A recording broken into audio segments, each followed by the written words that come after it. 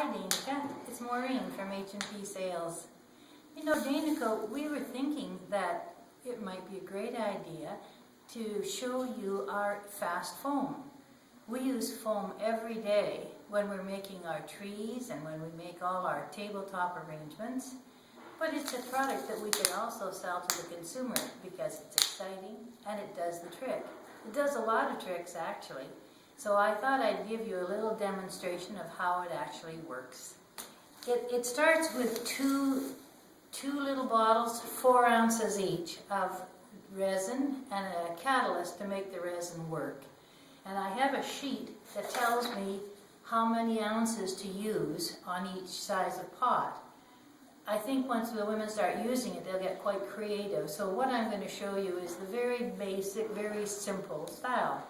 So first of all, I was going to show you how to fill this pot full of foam. If the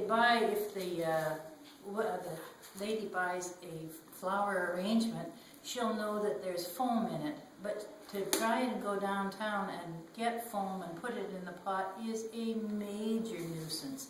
You buy it in big sheets. You have to measure the sheets to get them in. Then you have to cut it. When you cut it, you get dust and the foam dust all over the place, and it's gritty and not fun. And then if you're smart, you get it cut right, and if not, then you've got to start cutting and shimming and pushing it in, and it's a nuisance. So I'd like to show you a little product that'll eliminate all that, give you a perfect fit, and you don't have all the pieces of blocks that you've cut to throw away.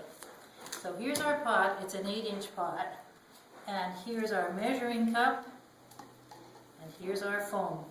And our little sheet says you need 4 ounces of foam to fill this 8 by 8-inch pot.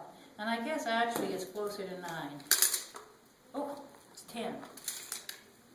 10-inch says we need 5 inches, but I'm only going to use 4 because I don't want it overly filled. Sometimes people do it and it fills right up. So I'll first of all take my resin and I'll put in 2 ounces. There we go. 2 ounces comes to here.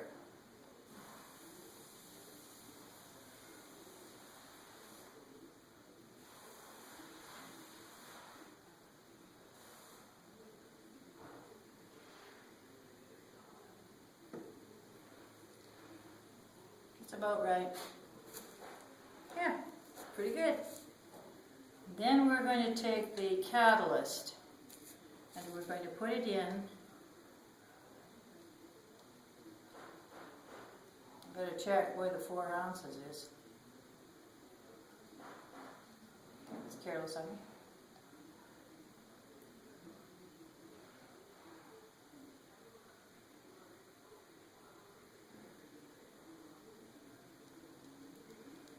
I want to take a look at it level.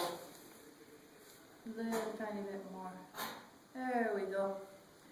Okay, and that's 4 ounces. Now I have a stirring stick here somewhere. Yeah, I see it. You don't really need a bag. I'm going to use a bag just to show you how it works. But if the pot has no hole, you can just mix it right in the pot. So now I'm going to take a stick and I'm going to mix this. And we'll mix and mix. And what I'm going to do, Danica, I'm going to mix it, and then I'm going to put the whole cup in the pot. It displaces the air, I guess, and it'll make this come along faster. So I'm going to stir it pretty well, because I want that curing agent to get it working.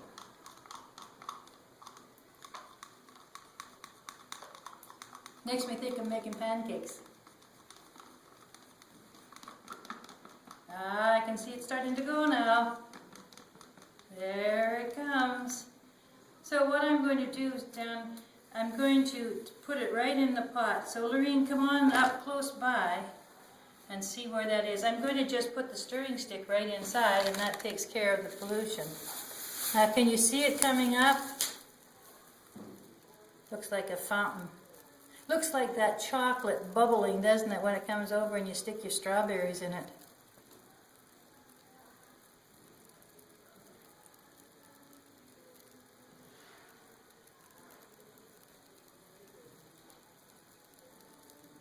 Now it'll just keep right on coming.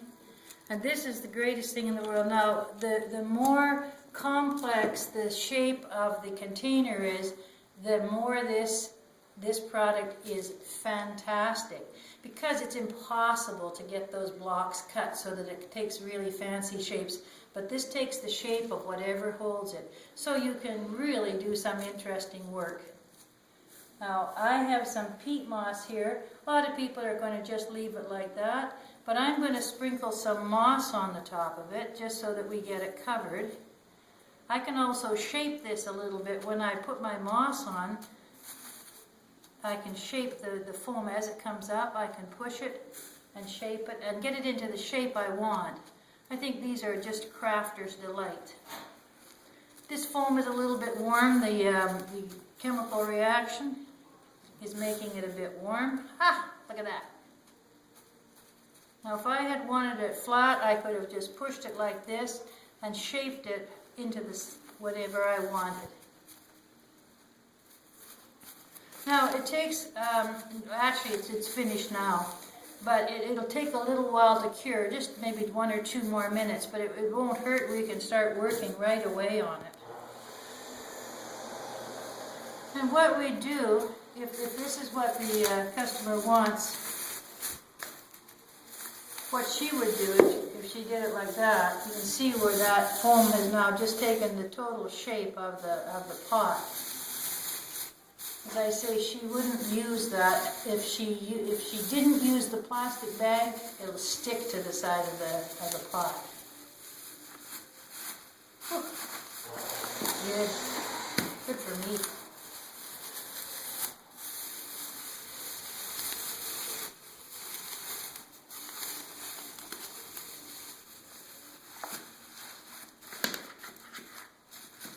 You can use your imagination. I wouldn't have used that plastic bag, but let me just show you how that works. I would just go like this and stick my plant in there, and I have it ready. Now if they want to get a little fancy, they can put a few succulents on the side, and they can make a real cactus garden. Now this gets quite hard when it's finished. And if they let it harden too much, and they want to go ahead and start putting their plants in, they can just take a pencil or a screwdriver, whatever they want, and make a little hole.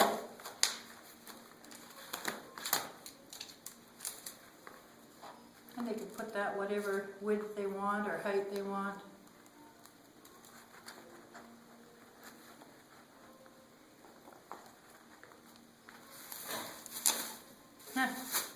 What have I got on the bottom? Oh, I've got a piece of Scotch tape. No wonder it's sticking to everything. I think I probably want some color in there. And there we have a little cactus garden. I think that's great. I was going to show you that we could do it with just a small amount too. That would just take 1 ounce. So we can do a big pot like that and still have half it left. But what I also wanted to show you is that